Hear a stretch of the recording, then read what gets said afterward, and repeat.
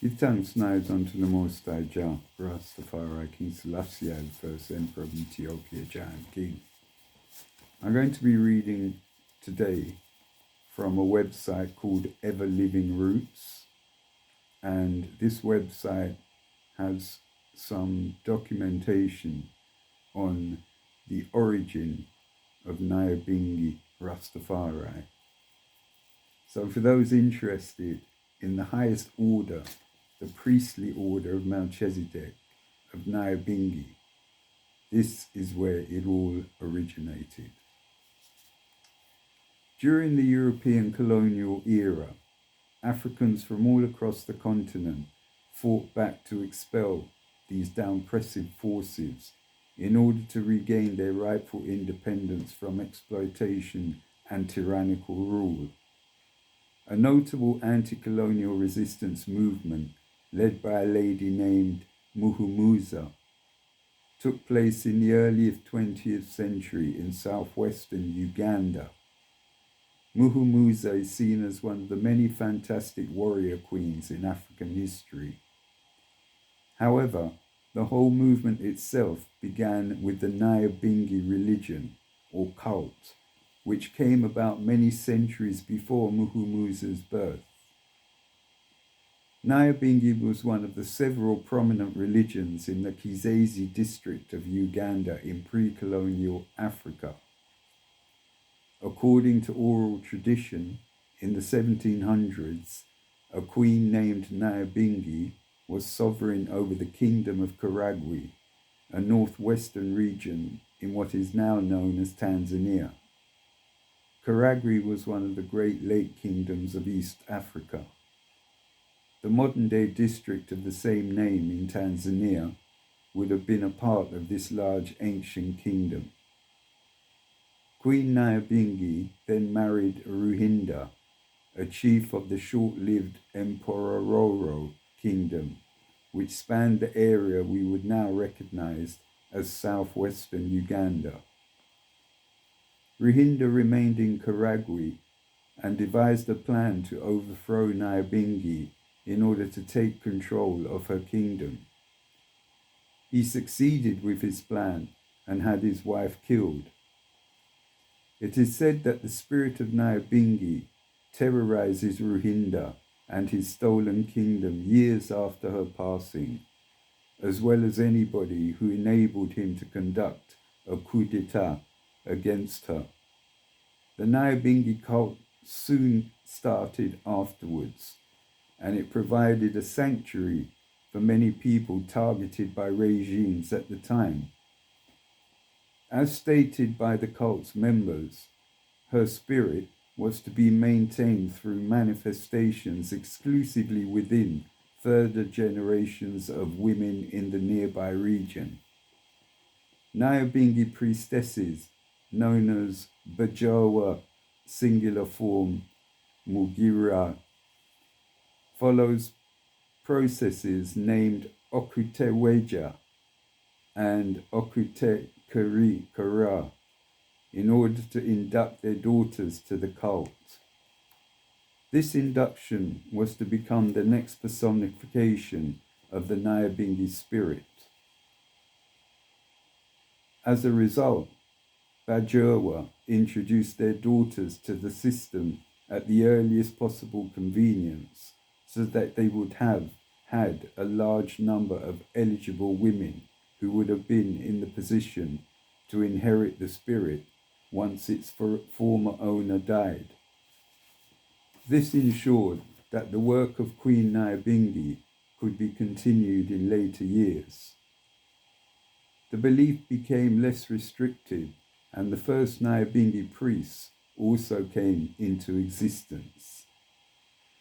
The Abami, singular Mwami, meaning king, of the kingdom of Rwanda became increasingly aware of the Nyabinghi following, and since it began to grow rapidly, it was common for Mwami to demand that suspected heirs of her spirit to be targeted and murdered in an attempt to negate any powerful rebellious forces from rising. This shows that the large potential power offered by Nyabinghi's spirit was feared greatly at the time. In the centuries between Nyabinghi's death and the rise to the prominence experienced by Muhumuza, the religion had gained huge support, becoming a bastion of anti-establishmentarianism in response to Tutsi rule in Rwanda and its associated territories. Most adherents to Nyabinghi belonged to the ethnic group known as Baka, people of the mountains, as many of them were peasants, and they too wanted to see social change. Muhumuza was the widow of Kigera IV, Rabuguri, the Mwami of the Kingdom of Rwanda, towards the end of the 19th century. Ruabarili was known as one of her most powerful Abami in the history of Rwanda, and the first to have come into contact with Europeans. Muhumuza was left widowed after Ruabarili was betrayed and subsequently assassinated by his stepmother, who was working with the Europeans in order to install her own son in power, Musinga. The negative influence of the European colonial powers was almost instantaneous. This led to years of instability in the region, which was followed by continuing animosity between the Tutsi and Hutu people, culminating in the Rwandan genocide almost 2 centuries later in 1994, whose ugly legacy is prevalent today in present Rwandan society. Muhumuza and her son, Ndengusi, the rightful blood heir to the throne, were forced into exile in the mountains. Initially, due to the fact that they were former royalty, both of them were not received well by the peasants. However, the two of them quickly learned to live with the Bakiga, and it is here where Muhumuza was exposed to the Nyabinghi teachings.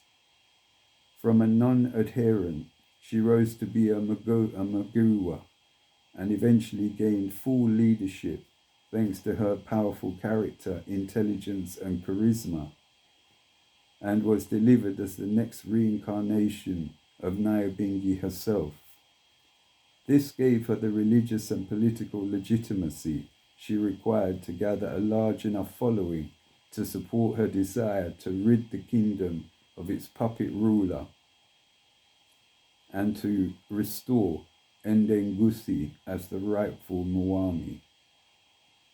She became increasingly hostile towards the European colonialists who were manipulating Muzinga to enforce themselves in the region. Muhumuza was arrested and jailed in 1908 by Germans and collaborating Rwandan forces for her continued aggression against the colonial powers. She was released 2 years later and immediately returned to overthrow the puppet government, to no avail. She changed her tactics thereafter and returned to a region named Endorwa, and in an audacious plan founded a new kingdom there. The support for this was huge from both the Nyabinghi and locals who were also disgraced by colonialism. In 1911, Muhumuza launched her last attack against the opposing forces in the form of an ambush on members of the Anglo-Belgian-German Boundary Commission. By this time, the British had also got involved in Rwanda, and they responded to this by killing 40 of Muhumuza's fighters, as well as shooting her in the foot before capturing her. Muhumuza, with her tactical acumen and deeper understanding of the harm colonialism would have brought to the country than many of her followers, was seen as too great a threat to the integrity of the colonial control, and was thus deported to Mengo in Kampala, where she died in 1944-45. She never got an opportunity to return to Kigezi. Although she had been expelled, she had inspired a whole anti-colonial struggle in Rwanda in the name of Nyabinghi.